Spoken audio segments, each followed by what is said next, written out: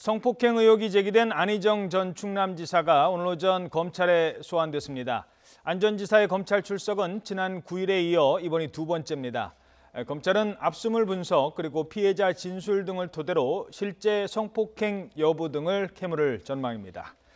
또 그런가 하면 이명박 전 대통령에 대한 구속영장 청구 여부도 이르면 오늘 결정될 것 같다고 합니다. 구속이냐 불구속이냐.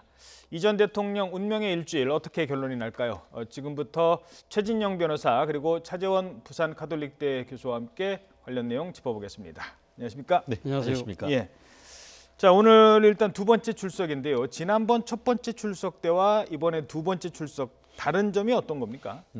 그 사이에 변경이 됐다라고 한다고 하면은 그 사이에 그 첫 번째 피해자로 그과에 대한 조사가 다 되었고 그 사이에 또 상당 부분 그 주거지뿐만 아니고 그 도지사, 청사 이 부분에 대한 압수수색이 이루어졌습니다. 그리고 더불어서 두 번째 피해자가 고소장이 접수가 돼서 어제 같은 경우에는 그 두 번째 피해자에 대한 조사까지 이제 마쳤다라고 합니다. 한마디로 피해자에 대한 기초조사와 물적인 압수수색까지 다 마쳤기 때문에 이 부분에 있어서 검찰로서는 두 번째 소환 조사가 불가피했습니다. 아시다시피 지난 3월 9일 같은 경우에는 기습적으로 스스로 나이를 조사를 해달라고 해서 나가서 9시간 반 동안 조사를 했는데요. 결국 그 부분이 과연 어떻게 작용을 할지 한마디로 지난번에 했던 것이 좋은 전략이었는지 본인이 먼저 압수수색의 결과가 있기 전에 진술을 해놨는데 만약에 압수수색했는 결과가 서로 일치가 된다고 하면은 보아라 내 말이 맞지 않느냐라는 것으로 해서 무죄의 탄력을 받을 수가 있겠지만 본인이 먼저 선행했는 진술과 달리 압수수색했는 결과와 각종 어떤 그 SNS 내용이 불일치한다고 하면은 오늘 같은 경우에도 합의에 의한 관계다라고 하고 있습니다만 결국 본인의 어떤 그 지난번 3월 9일의 진술이 거꾸로 자기의 다리를 감을 수도 있기 때문에 오늘 2차 조사 언제 끝날지까지 한번 지켜봐야 될 것 같습니다. 예. 자, 그렇다면 여기서 안희정 전 충남지사의 오늘 오전 출석 장면 보고 질문 이어가도록 하겠습니다. 함께 보시죠. 다시 한번 모든 분들께 죄송합니다. 합의에 의한 관계였다고 생각했습니다. 하지만 고소인들께서 그런 것이 아니었다고 하십니다. 사과드립니다. 검찰 조사를 성실히 받겠습니다. 그리고 그에 따른 사법 처리도 달게 받겠습니다. 저를 사랑하고 격려해 주신 많은 분들께 그리고 제 아내와 가족에게 죄송합니다. 자, 역시 합의에 의한 관계였다라는 점을 강조를 한 것 같습니다. 물론 관계는 있었지만 그건 합의에 의한 관계였다. 자, 그렇다면 합의에 의한 관계와 위력에 의한 관계, 이게 지금 대척점에 있을 것 같은데요. 위력에 의한 관계라는 거의 범위라고 할까요? 이게 어디까지가 위력이라고 볼 수 있는 겁니까? 그렇습니다. 오늘 모습을 보면은 지난번 3월 9일 같은 경우에는 잠바를 입고 얼굴이 굉장히 초췌한 모습이었습니다만 오늘 같은 경우에는 양복을 입고 얼굴이 상당히 그래도 밝거나 아니면은 그 깔끔한 그런 모습을 봤는데요. 한마디로 저와 같은 그 이른바 드레스 코드 속에서도 본인의 주장이 드러나는 것 같습니다. 한마디로 깔끔한 모습을 가지고 나는 어떤 합의된 관계였지 어떤 위계나 위력에 의한 것이 아니고 더불어서 지금 두 번째 피해자 같은 경우에는 폭행에 의한 이 강제추행까지 지금 혐의를 받고 있는 상황 속에서 전혀 그런 것이 없었다라는 것을 그 모습 속에서 보이는 것 같은데요. 지금 말씀하신 것처럼 그 이른바 그 업무상 위력에 의한 그 간음 이 부분과 관련해 가지고 대법원 판례 같은 경우에는 이 사회적인 어떤 그 지위라든가 경제적 지위 그리고 정치적 지위를 이용을 해서 어떤 상대방의 자유로운 성적 그 의사결정권을 압박할 수 있을 정도면은 유죄다라고 지금 판결을 하고 있어서 예전보다는 좀 비교적 폭넓게 업무상 위력에 의한 그 간음을 지금 현재로서는 인정하고 있습니다. 이번 첫 번째 케이스 같은 경우에도 보면은 본인의 수행 비서에 의한 것이고 또 특히 단순한 도백으로서의 지위뿐만 아니고 차기 유력한 대선 지위에 있는 사람으로서의 어떤 얘기이기 때문에 그 안희정 전 지사의 얘기에 대해서 전혀 거부할 수가 없었다라고 얘기를 하고 있고 지금 두 번째 피해자 같은 경우에는 거의 비슷한 것 더불어서 예전보다 한 단계 더 나가는 것은 단순한 지난번에는 폭행 협박이 없었고 위력이라고 했지만 이번 두 번째 고소 같은 경우에는 폭행 협박이 동반된 강제 추행이 있었다라고 하고 있지 않습니까? 그러다 보니까 단순한 업무상 위력을 부인한 것을 넘어서 이제는 객관적 물증에 의해서 폭행이나 협박이 있었다는 그 사실조차 지금 부인해야 되는 그런 상황이기 때문에 안희정 지사 같은 경우에는 상당히 곤란한 처지가 아닌가 생각할 수밖에 없는 것 같습니다. 예. 이게 뭐 한 사람만 나온 게 아니라 지금 뭐 김지은 씨뿐만 아니라 또 다른 사람이 나왔고 그것도 뭐 4차례, 3차례 성폭행 숫자만 그런 거거든요. 이쯤 되면 안희정 지사의 뭐 정치적 생명은 거의 끝났다 이렇게 봐야 되는 건가요? 정치적인 생명은 끝났다고 봐야죠. 그러니까 본인이 오늘 사법 처리를 달게 받겠습니다고 이야기는 했지만 사실 정치적 처벌은 벌써 끝난 것이고요. 자신의 입장에서는 어떻게 보면 자신에게 주어질 수 있는 여러 가지 사법 처벌을 최소화하겠다는 생각인 것 같습니다. 앞서 우리 김 변호사 최 변호사 말씀 잘 하셨지만 아마 본인 입장에서는 합의에 의한 성관계였다는 거 아니겠습니까? 그렇기 때문에 어떻게 보면 자신의 논리는 사랑도 죄냐 뭐 이런 식의 논리를 갖고 가겠다는 생각인 것 같은데요. 이 부분에 대해서는 아마 이 지금 압수수색을 했고 그리고 또 뭐 김지연 씨나 또 추가로 고소한 사람의 고소한 분의 여러 가지 또 안희정 지사와 주고받은 문자라든지 뭐 그런 걸 통해서 아마 검찰은 아마 객관적으로 증명하려고 노력을 할 것 같습니다.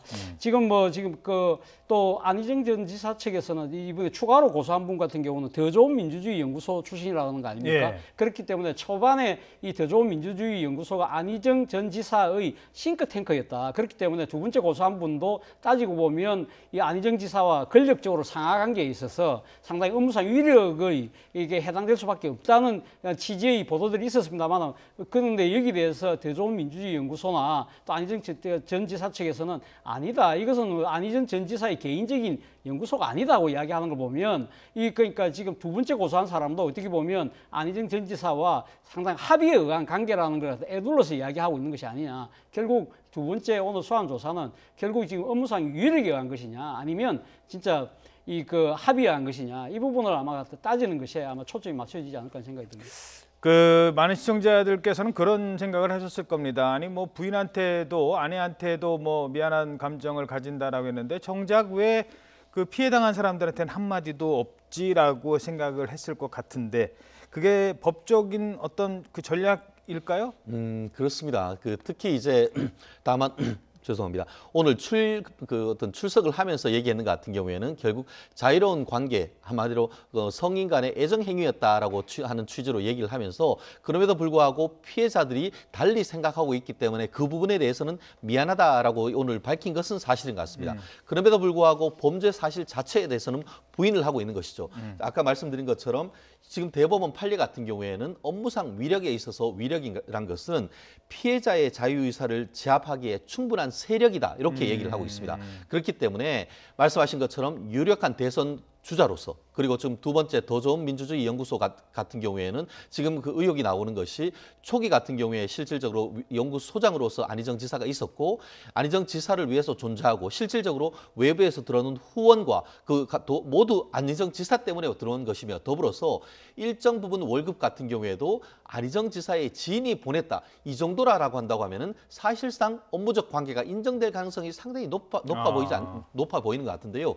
그렇기 때문에 본인으로서는 지금 서로의 어떤 주장에 대한 생각이 다른 것은 있습니다. 그렇지만 법원에서 판단을 할 때 남성적 시각보다는 여성의 피해자적 시각으로서 얼마나 이것이 위력에 의해서 자기의 성적 의사결정권이 침해됐는지 이 부분이 핵심 부분이 있을 수 있기 때문에 아마 압수수색을 통해서 특히 보면은 안희정 지사의 어떤 이 휴대폰의 압수수색을 통해서 그 내용을 통해서 어떻게 보면 위력이나 이런 부분이 있다라고 하면은 상당히 어떤 유죄를 인정할 수 있는 간접 증거가 될 수 있기 때문에 그것에 대해서 어떤 식의 변명을 할지 아마 좀 지켜봐야 될 것 같습니다. 예.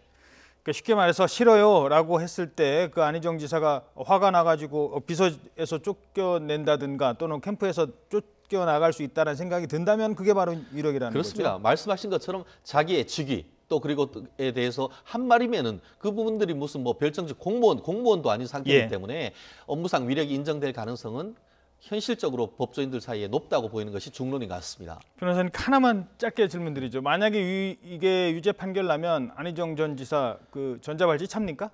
그럴 가능성이 매우 높죠. 유무죄 그렇기 때문에 저렇게까지 다툴 수밖에 없는 것 같은데요. 말씀하시는 것처럼 본인이 객관적 증거에 의해서 유죄가 인정되는데 전부 부인하면은 1차적으로 구속영장을 청구할 가능성이 있고 더불어서 업무상 위력에 의한 추행, 더불어서 강제추행까지 인정될 경우에는 사실상 벽에다가 본인이 사는 아파트 같은데 이게 성추행범으로 해서 걸릴 뿐만 아니고 뭐 몇 년 정도에는 그 전자발찌를 찰 가능성도 상당히 있습니다. 예, 알겠습니다. 자, 구속과 불구속의 갈림길에 선 인물 또 한 사람 있죠. 바로 이명박 전 대통령입니다. 자, 이제 검찰의 어떤 결정만 남은 상태인데 지금 이명박 전 대통령 어떤 심정일까요? 거의 뭐 마지막까지 왔다라고 봐야 되겠죠? 그렇죠. 뭐 본인 입장에서는 아마 그 보도되고 있는 언론의 내용들을 아마 열심히 보고 있지 않겠습니까? 지금 오늘 뭐 조간신문을 보면 거의 모든 신문이 지금 이 이명박 전 대통령 구속을 다 점치고 있거든요. 사실 뭐 지금 이 언론이 보도한 내용에 보면 이 대검에서 이 검찰총장에게 이 사건을 보고할 때 배석했던 간부들조차 단 한 명도 불구속해야 된다는 입장을 내지 않았다는 거 아니겠습니까? 예. 그렇다고 한다면 본인의 아마 이 지금 구속영장 청구는 아마 이 시간 촐기에 들어간 것이 아니냐는 생각을 갖고 있을 것 같습니다. 제가 생각했을 때도 아마 검찰 입장에서는 이명박 전 대통령에 대해서 구속영장 청구를 안 할래 안 할 수 없지 않는 상황이지 않을까 하는 생각입니다. 첫 번째는 이 지금 이명박 전 대통령이 지금 갖고 있는 혐의가 너무 무겁고 많다는 겁니다. 여기에 따라서 또 상당히 국민 여론이 악화되고 있고요. 여기다가 또 부인의 또 의혹도 눈덩이처럼 불어나고 있는 상황이지 않겠습니까? 그리고 또 한편으로는 지금 자신의 그 측근이라고 할 수 있는 김백준 전 총무기획관을 비롯한 공범들은 벌써 지금 구속돼서 재판을 받고 있기 때문에 그 형평성의 문제도 있는 것이고요. 그리고 또 2009년 상황하고 조금 다른 것이 2009년 상황에는 당시 노무현 전직 대통령을 소환하고 난 뒤에 상당히 이 검찰이 오랫동안 고민했던 이유 중에 하나는 당시 청와대가 정무적 판단을 하기 위해서 상당히 시간을 끌었던 측면이 있다고 한다면 이번에 청와대는 전역에서 관여를 안 하고 있다는 공식 입장이기 때문에 아마 검찰 입장에서는 법리적 판단만 한다고 한다면 아마 구속영장을 청구할 수밖에 없는 상황이지 않을까 하는 생각이 듭니다. 예. 김윤옥 여사 관련된 얘기를 좀 해보도록 하죠. 김윤옥 여사가 지금 진짜 뉴스가 뭐 주말에 하나씩 계속 지금 불거지고 있는데 결정적인 게 법인카드 사용이 나왔어요. 그러니까 지금 쭉 세 가지를 먼저 저희들이 정리를 해드리면 5억 원, 요거는 이제 이팔성 전 우리 금융지주 회사를 통해 그 회장을 통해서 받은 거고 사위도 이거는 이제 인정을 했어요. 그리고 다스 법인카드 이게 이제 새롭게 태어난 겁니다. 터져 나온 겁니다. 아니 법인카드라는 게 그 회사 관련자들만 쓰는 거 아니에요? 근데 어떻게 김윤옥 여사가 쓸 수 있느냐? 이게 그리고 만들라고 지시한 사람이 이명박 전 대통령이다. 이런 진술까지 나오고 있어요. 그렇습니다. 말씀하신 것처럼 다른 여러 가지 범죄 중에 그 다스의 법인카드, 당시에 이 다스의 사장으로부터 진술을 받은 것은 당시에 한 5개 정도 법인카드를 만들었는데 당시에 어떤 사장 그리고 관련된 사람들한테는 줬는데 그 실질적인 어떤 오너라고 할 수 있는 이상은 회장 같은 경우에는 법인카드를 쓰지 않았다고 합니다. 네. 그 반면에 이 부분에 대해서 그 한 10년 동안 썼는 내역을 쭉 찾아보고 더불어서 이 김윤옥 여사의 해외의 어떤 여행 내용과 일치를 비교를 해보니까 김윤옥 여사가 해외에 갔었던 거하고 이 법인카드가 해외에서 결제했는 내역이 일치되는 부분이 상당히 많고 그것을 그 이명박 전 대통령이 지난주에 조사할 때 들이대니까 이것은 썼는 것은 인 듯하다라는 그 진술을 하면서 만약에 나는 지금 그 부분에 대해서는 지시를 안 했지만 아마 이상은 회장이 어떻게 보면 전달하는 것이 아니냐 하는 그런 얘기를 했다라고 합니다. 하지만 말씀하신 것처럼 다스의 실질적인 소유자라고 주장해왔는 이상은 회장은 카드가 없는데 예. 오히려 지금 김윤옥 여사가 카드를 가지고 있다고 하면은 오히려 그것이 실질적인 다스의 소유자가 이명박 전 대통령이 아니냐 하는 그런 강력한 의문을 보낼 수밖에 없는 그런 상황 아니겠습니까? 그렇기 때문에 이 부분 같은 경우에는 이미 10년이 넘었기 때문에 어떤 배임 횡령의 공소시효는 넘었다고 볼 수는 있지만 말씀드렸듯이 현재의 다스가 누구냐 하는 것에 있어서 가장 강력한 어떤 간접적인 증거가 될 수 있는 부분이기 때문에 이명박 전 대통령의 어떤 변명이 구구해질 수밖에 없는 어떤 유력한 증거가 중에 하나가 된 상황인 것 같습니다. 예, 뭐 이 부분에 대한 질문을 하니까 검찰에 이제 이 법인카드 사용 내역 들이대면서 이거 뭡니까라고 하니까 이명박 전 대통령이 알려지기로는 친척들끼리 돌려가면서 쓰는 카드라고 했어요. 아니 그런 법인 카드도 불법인데다가 그런 카드가 있는지도 궁금하고. 결국 그 얘기는 쓰긴 썼다는 거는 인정을 하는 거네요. 그렇죠. 쓰긴 썼다는 건 인정할 수밖에 없는 상황이지 않을까 하는 생각입니다. 사실 뭐 지금 그 법인카드를 쓰고 난 영수증 내역들을 주기 있지 않습니까? 앞서 우리 최 변호사 말씀하셨지만 또 김윤옥 여사의 해외에서 사용한 부분은 김윤옥 여사의 출국 시점하고 또 다 오버랩되고 다 된다는 것이죠. 그렇기 때문에 아마 이명박 전 대통령도 사실 그건 부인하기 힘들었을 것이다. 그렇다고 한다면 본인 입장에서는 형님이 하는 회사에 내가 정치를 하다 보니까 좀 그래서 좀 뭐 형님이 선뜻 차원에서 조금 내 집사람에 대한 뭐 그런 식으로 배려를 해준 것이라는 식의 아마 이 이야기를 하지 않았나 하는 생각이 드는데요. 그러나 그것이 상당히 듣는 사람들 입장에서는 지금 다스의 실소유주가 누구냐는 부분에 대해서 수많은 증거들이 지금 이명박 전 대통령을 지목하고 있는 상황에서 지금 부인의 또 다스의 법인카드를 썼다는 것은 말 그대로 빼도 박도 못하는 증거가 되는 것이 아닌가 하는 생각입니다.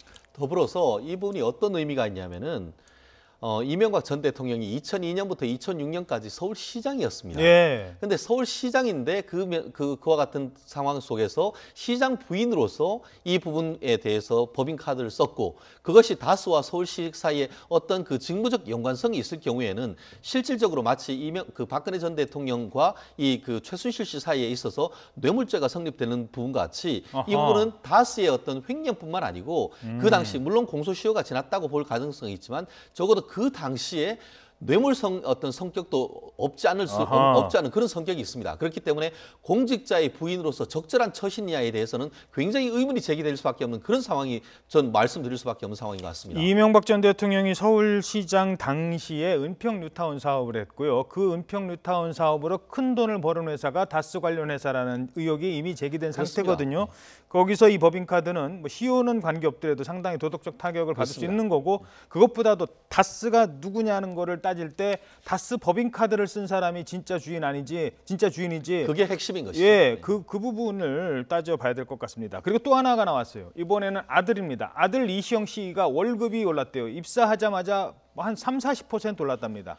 일반인들은 참 회사에 취직하기도 힘든데 이 사람은 얼마나 능력이 뛰어나는지 입사하자마자 40%의 월급이 확 올랐는데 그 문서를 그거를 그렇게 하겠다고 만든 문서 작성자가 청와대 김백준 전 총무기획관이었다고요? 그렇습니다. 지금 계속 어떻게 보면은 이명박 전 대통령이 아들과 관련되는 의혹들이 나오고 있습니다. 실제 지금 말씀하신 것처럼 이른바 로열 패밀리가 아니다라고 하면은 그와 같은 일을 할 가능성이 그렇게 낮죠. 우리가 상식적으로. 그리고 더불어서 지금 의혹을 제기한 것뿐만 아니고 도곡동 땅을 산 대금으로 실질적으로 그것을 종잣돈으로 해서 다스의 지분을 이상은 회장이 취득을 했다라고 하는데 도곡동 땅을 판 매각 대금 중에 한 10억 원 정도를 이시영 씨가 실질적으로 받았다는 것이 의혹이 제기되었고 그렇죠. 아파트 전세금으로 그걸 그렇습니다. 받았다는 더불어서 이 지분에 따라서 그 주주에 대한 배당을 받는데 이상은 회장이 받아야 될 그 배당금을 이상은 회장이 계좌를 통해서 실질적으로 이시영 씨가 받았다라는 그런 또 의혹이 제기되고 있습니다. 그러니까 작은아버지 통장을 자기가 가져다가 그 돈을 꺼내 쓴 거예요. 배당금을. 그렇습니다. 그렇기 때문에 좀 전에 아까 말씀드렸던 그 김용 여사가 다스 법인카드를 썼던 것에 대한 연장선상에서 이명박 전 대통령이 아들이 사실상 다스에서 나오는 배당금을 받았다라고 한다고 하면은 그것이 어떤 형법적인 어떤 것에 대해서는 뭐 내부적인 그 서로 양해가 됐을 수는 있습니다. 하지만 그 자체가 다스가 누구 것이냐? 다스는 바로 이명박 전 대통령이 아닌 것이 소유다라고 하는 검찰의 주장을 강력하게 뒷받침할 수 있는 증거이기 때문에 앞으로 이명박 전 대통령 이런 부분에 대한 확고한 어떤 그 반박이 있지 않는 다음에는 사실상 이 그 법적 공방에서 이기기가 쉽지 않은 상황이 되지 않은가 싶습니다. 예, 작은아버지가 아니라 큰아버지죠. 예, 제가 실수를 했습니다. 자, 그리고 정봉주 전 의원 얘기를 좀 해보도록 하죠. 오늘 민주당이 최고위원회의를 열어서 복당을 심사할 것으로 알려지고 있는데 결론 내릴까요? 내린다면 어떤 결론 내릴까요? 뭐 제 생각에는 아마 보류가 되지 않을까 하는 생각입니다. 지금 뭐 사실 앞서 우리가 그 뉴스에 전해드렸습니다만 안희정 전 충남지사의 그러한 그 당적이 사실 민주당이었지 않습니까? 그렇기 때문에 민주당이 지금 미투 운동과 관련된 이 부분에서 상당히 신중할 수밖에 없는 상황이고 그리고 또 정봉주 의원이 본인은 강력하게 그 부인을 하고 있지만 지금 뭐 정봉주 의원뿐만 아니라 또 그 민병도 의원도 사실 그 때문에 지금 이 서울시장 그 출마 의사를 접었지 않습니까? 그렇기 때문에 지금 그 정봉주 의원의 그 지금 이 자신은 강력하게 부인하고 있지만 지금 이 피해자는 아니라고 지금 이야기하고 서로 이 또 그 언론을 보도했던 그 언론사와 지금 맞고서도 있는 상황이기 때문에 지금 상당히 법적으로 진위 논쟁이 진행 중인 상황인 당사자를 아마 복당시키기에는 정책 부담이 너무 크다는 것이죠. 이것이 자칫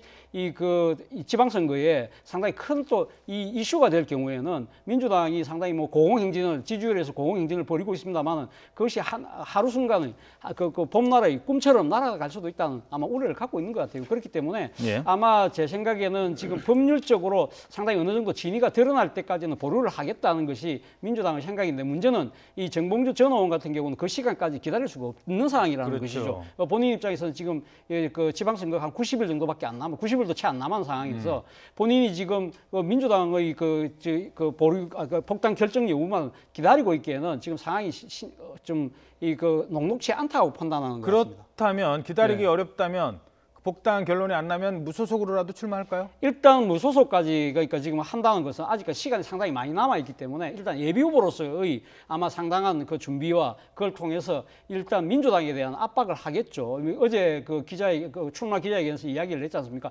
민주당이 헌신한 정봉주를 기획해달라. 그 이야기는 뭐겠습니까? 2007년도 대선 과정에서 자신이 누구보다 앞장서서 당시 이명박 후보에 대해서 BBK 의혹을 제기했고 거기에 대한 역풍을 맞아서 정치적인 피해를 받지 않느냐. 여기에 대해서 그러면 민주당은 내한테 은혜를 갚아야 될 것이 아니냐는 생각, 그런 이야기를 분명히 할 수 있는 것이고, 그리고 또 하나는 본인이 지금 미투 의혹에 대해서 본인은 전면 부인을 하고 있는데 그것이 지금 진위가 가려지지 않았다고 해서 자신이 선거를 운동을 중단해버리면 그 혐의를 어떻게 보면 인정하는 꼴이 될 수 있기 때문에 예. 본인은 뭐 본선까지 나간다 안 나간다를 일단은 지금은 그 논의를 치고 일단은 자신이 이 서울시장에 열심히 뛰는 모습은 보여주는 것이 필요하다는 판단을 하고 있는 것 같습니다. 지금 뭐 민주당은 출마할 사람들이 넘쳐서 문제인데 지금 자유한국당은 또 못 찾았어요. 결국 이석연 전 법제처장, 이석연 변호사, 예. 뭐 지난번에 홍정욱 전 의원 그 영입 실패하더니 결국 3일 만에 저 못하겠습니다. 예. 벌써 불출마한다고요? 그렇죠. 홍준표 대표가 사실 이석연 전 법제처장을 이야기하면서 상당히 빅매치가 될 것이다. 민주당의 박원순 시장이 최종 후보가 될 경우 빅매치가 될 거라고 이야기했는데, 두 사람은 뭐 다 아시다시피 시민단체 출신의 어떻게 보면 보수와 혁신의 그렇죠. 대변하는 정치인과 참여연대. 예, 그러니까 대변하는 이 법조인이고 변호사이기 때문에 상당히 뭐 아마 그림은 좋을 거라고 아마 홍준표 대표가 생각한 것 같아요. 그런데 문제는 당사자인 이석연 전 법제처장은 아마 냉정하게 판단한 것 같아요. 내가 지금 나가서 과연 이 지금 선거에서 이길 가능성이 있을까? 또 선전할 수 있을 가능성이 있을까? 생각을 아마 나름대로 계산을 했지 않았겠습니까? 사실 뭐 낮은 인지도 뭐 그런 걸 여러 가지 감안했을 때 이석연 전 처장이 나서기 쉽지 않았다. 그리고 또 한편으로는 지금 어제 그 미래당의 안철수 전 대표가 인재영입 위원장으로 공식 활동을 재개하지 않았습니까? 그렇기 때문에 안철수 전 대표가 서울시장에 출마할 경우에는 시장 선거 자체가 이석연 대 박원순의 대결이 아니라 박원순 대 안철수의 대결이 될 경우에는 자신이 잘못하면 사스카드로 활용될지도 모른다는 우려를 갖고 있을 수도 있을 겁니다. 예를 들면 안철수 대표와 묵시적인 연대가 이루어진다고 할 경우에 당에서 자신은 지지하지 열심히 돕지 않을 경우에는 내가 소위 말하는 낙동강 오래가 될 수 있지 않느냐, 소위 말하는 사석 버리는 돌이 될 가능성도 있다는 판단도 좀 작용한 것 같아요. 그러니까 지난 그 당시에 2012년인가요? 서울시장 그 보궐선거의 데자뷰가 되는 것 같아요. 이게 뭐냐면 그렇죠. 그때도 이석연 변호사 나온다고 했다가 결국 나경원 의원으로 결정이 됐거든요. 그렇죠. 그리고 이번에도 안철수, 박원순 또 같은 사람이 나오는 그런 현상이 반복되는 것 같아요. 특히 그 실질적으로 그 이석연 전 법제처장 같은 경우에는 선출직에 한 번도 나와보신 분이 아닙니다. 그러다 보니까 정치인으로서 모든 걸 걸고 뛰어들기가 사실 쉽지 않은 것 같은데요. 마치 지난 대선 때 반기문 전 사무총장을 보는 그와 같은 입장인데, 말씀드린 것처럼 그 보수 야당 같은 경우에는 인재 영입 전략에 빨간불이 켜졌는데 어떤 식으로 활로를 개척할지, 결국 그 아예 그냥 서울에는 시장 후보를 못 내는 것이 아닌지 이런 부분이 있으면 참 염려될 수밖에 없는 상황인 것 같은데, 홍준표 대표의 리더십 이 부분으로 해서 상당 부분 타격을 입을 수밖에 없는 상황인 것 같은데요. 예. 앞으로 조금 더 지켜봐야 될 것 같습니다. 알겠습니다. 시간 없지만 오늘 개헌안 얘기를 했습니다. 청와대가 결국 날짜는 3월 26일 발의를 하겠다라는 건데요. 그 안에 이제 쭉 설명을 하고, 야당의 입장이 썩 그렇게 탐탁치 않은 것 같아요. 가능할 것 같습니까? 그렇죠. 뭐 지난 작년에 조기 대선이 벌어질 때만 하더라도 이번 6월 지방선거와 함께 같이 이 지금 그 개헌 투표를 하자는 거 있지 않습니까? 그런데 여기에 자유한국당이 발을 빼므로써 사실상 자유한국당의 의석이 지금 100석이 넘어가고 있기 때문에 자유한국당이 반대하면 되지 않을 개헌이다. 그런 상황에서 대통령이 지금 다 그 대통령이 물론 헌법상 발의권을 갖고 있지만 대통령이 이런 식으로 독단적으로 하는 부분에 있어서는 사실 어떻게 어떻게 보면 되지도 않을 것을 왜 하느냐 이 부분에 대해서 아마 자유한국당의 그 개헌의 소극적인 부분에서 반대하고 있던 상당히 비판적이었던 이 지금 미래당이나 평화당이나 정의당조차 이 대통령의 그러니까 독사 발의에 대해서는 상당히 거부적인 입장인 것이고 어차피 되지도 않을 걸 왜 하느냐는 것이고 결국은 그 개헌을 하기 위해서는 결국 여야의 합의가 이루어져야 된다는 그런 냉엄한 현실 때문에 아마 지금 이 그 자유한국당의 동참에 상당히 그 비판적인 어떤 야당들도 이 그 문재인 대통령의 독자 발의에 대해서는 상당히 좀 부정적으로 돌아선 것이 아닌가 생각이 듭니다. 게다가 이 기본권과 관련된 부분이 있고요, 헌법에. 그다음에 권력구조와 관련된 부분이 있지만 권력구조는 이미 뭐 그 지금 예를 들면 뭐 4년 연임이냐 아니면은 내가 그 책임 총리제냐 이거에 의해서 여야가 다른데다가 기본권 놓고는 지금 보수 언론이 벌써부터 이거 뭐 왼쪽으로 가는 것 아니냐 문제 제기를 하고 있어요. 내용도 상당히 합의하기 쉽지 않아요. 그렇습니다. 실질적으로 지금 그 자유한국당 같은 경우에는 이 자유민주주의 개헌이냐 아니면 사회주의 개헌이냐 이런 식으로 해서 각을 이념적으로 세우고 있습니다. 그러다 보니까 앞으로 지금 개헌에 대해서 국민들한테 여론을 형성하는 그 기간이 필요한데 그런 상황 속에서 그 청와대가 아주 강한 드라이브를 걸기는 쉽지는 않은 것 같습니다. 그렇기 때문에 현실적으로 이번 그 지방선거 때에 같이 개헌이 이루어지기는 어려운 그런 상황인데 그렇다 하더라도 올해 어떤 국민들의 개헌 의지가 높기 때문에 가급적 그 의지를 받아들이는 그 국회의 노력이 필요하지 않을까 싶습니다. 30초 드리겠습니다. 그럼에도 불구하고 개헌안을 대통령이 제기하는 이유는 무엇입니까? 국민 약속을 지키겠다는 것이죠. 그리고 또 한편으로는 이번에 찬스를 놓치게 되면 사실 개헌의 다시 이 동력을 확보하기가 쉽지 않다는 그런 현실적인 판단도 작용한 것이 아닌가 생각이 됩니다. 예, 알겠습니다. 네, 지금까지 최진영 변호사 그리고 차재원 교수였습니다. 두 분 고맙습니다.